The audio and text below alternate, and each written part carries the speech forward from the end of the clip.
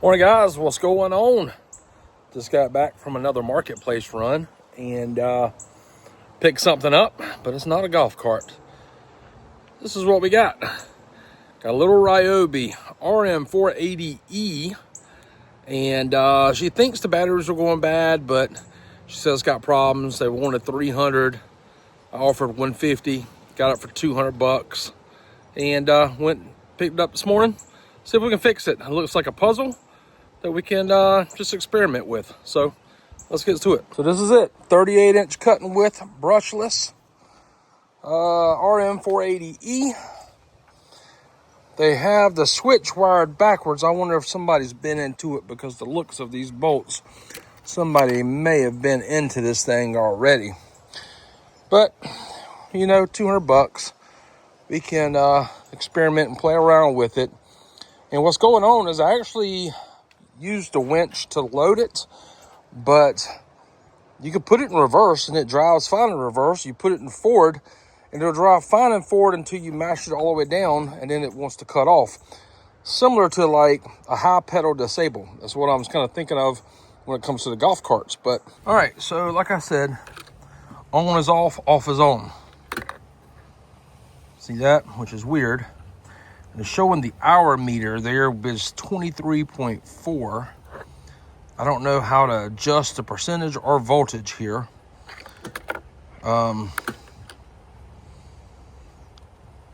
It says C 2.0, then it's going 48 volts, and then 23.4. So I think it's got 23 hours on it. Put it in reverse, and you can use the throttle, and it moves just fine in reverse.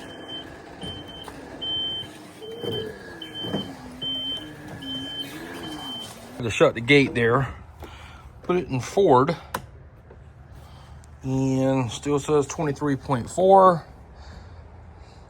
Give it a little throttle, and it works.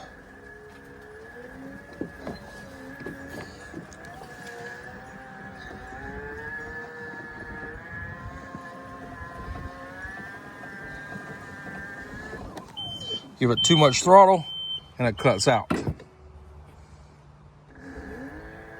So that's our issue. Watch this right here. We're gonna take it. As soon as we give it too much throttle, it cuts out. So I'm kind of thinking a battery issue. And this is why I'm thinking a battery issue. Watch this right here. In reverse, it might only do half speed in reverse. So I can go all the way down. It's not going very fast. Okay? Neutral. We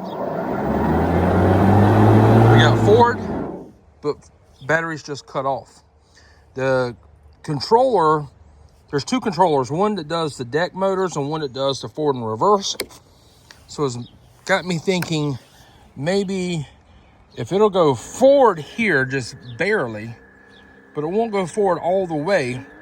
That's about how fast we're going in reverse. I'm thinking the batteries are almost dead, going dead, bad connection, or something, because we go a little bit faster.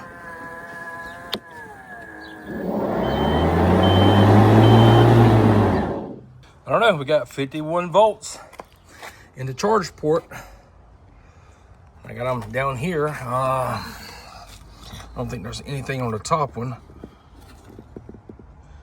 51.2 volts there, so shows we have voltage, but that doesn't mean anything, because I guess the voltage could really drop while we're riding once it's under load. Let's see if we can do that. I don't know if we can. I'm sure as soon as I sit on it and turn it on, it might go off, but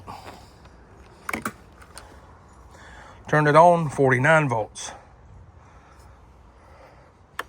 Reverse.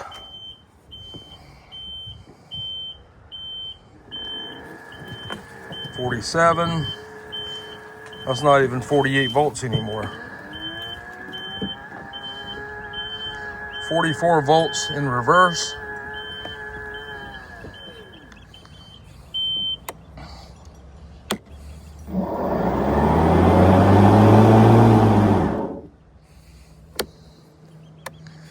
forward.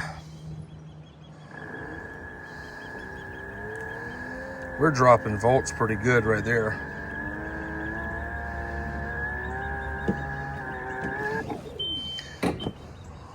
Got the batteries out, lifted the seat. There was a bolt going through here, which was dead center. You can see where it fit down in there. Y'all see anything wrong? Huh, that don't look factory at all. In fact, that looks like a, what's that, like a temp sensor wire from like an Easy Go. Let's take this right here off, see what this right here looks like. Well, I thought it was cut, but it's not cut. Wonder did somebody just unplug it and not stick it back in? And also, 1, 2, 3, 4, 5, 6. 6 batteries in here? Is that what that says? And these batteries up here not even connected? Strange so far. 2 batteries, not even connected to anything. And these are 12 volt, 50 amp hour batteries. Unless 2 of these were in parallel to give it more amperage. But these aren't even connected. Look at them, I mean, they're just not even connected at all. I swear, some of this, you can never make some of this up. By the looks of this, I'm probably going to, let's just get rid of these batteries altogether. I like to look at the inside of things, and check this out. DC converter, we have a little small solenoid. Here's one controller, here's another controller. So that's pretty much it. I'm gonna get the blower. I'm gonna blow some of this right here out, try to clean it up. And I got a little, I think it's a 30 amp hour lithium that I usually do to test the golf carts. These batteries are 50 amp hours, and that's really only 25 amp hours that you can use it. So I should be able to use a 30 amp hour a lot longer. I might put that in there. I also picked up a lithium battery this weekend. But this past weekend, Facebook Marketplace, I found a deal on a 60 amp hour lithium battery, and we might put it in here. It was $200, and I messaged the guy last week and said, you know, just curious about the battery. He says, well, he got it for his golf cart, but it wouldn't work because everyone online told him he needed 105 amp hour and not a 60 amp hour. He says that makes the difference why it will and won't work on a golf cart. But I've used plenty 60 amp hour batteries on a golf cart. You just don't get as far as range. I guess people don't understand the amp hours. It's just like the capacity or the size of the gas tank. But anyways, I was able to get a 51.2 volt, 60 amp hour lithium battery off of Marketplace this past weekend for 175 bucks. And that's not bad to say. I've been buying and selling golf carts. And if I just find a cheap golf cart that needs a battery, I'll throw it in there. Or we might put it in this right here, Ryobi, as well. But anyways, we're just going to get back to it. I'm going to quit running my mouth. Last Friday, my son hit me up and said, Dad, he was like, I found a golf cart. I think it's a deal. Would you want to go half and half with me? If we can fix it, I'll help you. We split the profit, right? The boy's starting to understand how this thing works. And I was like, okay, I can help Dad work on a golf cart, right? Well, anyways, we've been working on this one. And it's a little Yamaha G29. I think it's a 2010 model. It is 2010 model. And we've already started diagnosing it. And I said, you know what? Let's put this on the channel. And we will put this on the channel later on. FSIP controller, solenoid, motor. Start looking down here further. Oh, somebody has cut wires. Red, black, and green. Speed sensor to the motor, right? But the motor doesn't have a speed sensor on it. I told him, I said, let's just put it on it. Let's make a video. Might help some others. This little 51.2 volt in, we were just checking it. So we're gonna use this right here in the lawnmower and see what it'll do now. That's the battery I picked up this past weekend for $175. I'm not sure what we're gonna do with it yet. We might see it on the channel again, but for $175, I decided to just go ahead and pick it up. All right, went ahead and laid the battery down. Got an Anderson connector plugged into it, got it plugged into the cart or to the lawnmower. Probably not gonna put it all back together until we get some testing over with. So I'm kind of ready. Let's see what this is gonna do.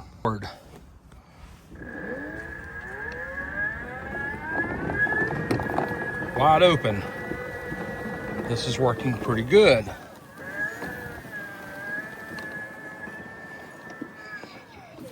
I'm gonna turn the blades on. I got it all the way up. I don't really want to cut grass, but I want to turn the blades on as well. Hit it.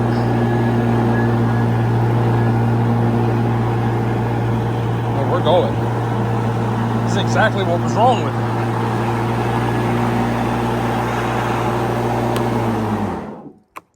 Reverse.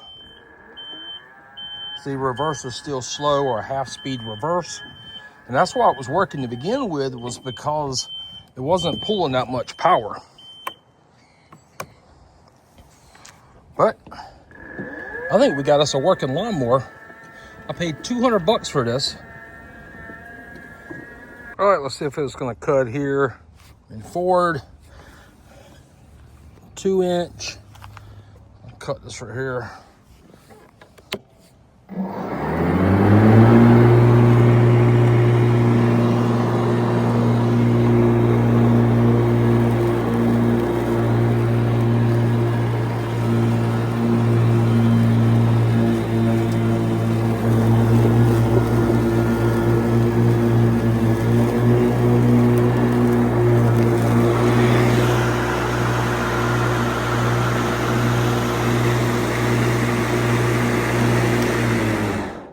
I would say that will cut pretty good there.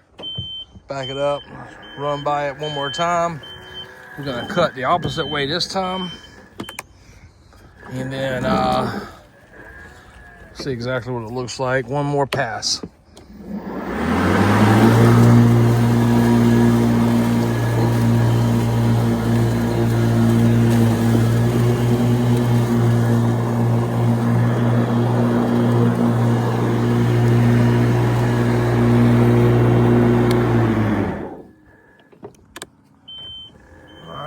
See what this pass looks like. Hey, it's cut. This right here cut's pretty good.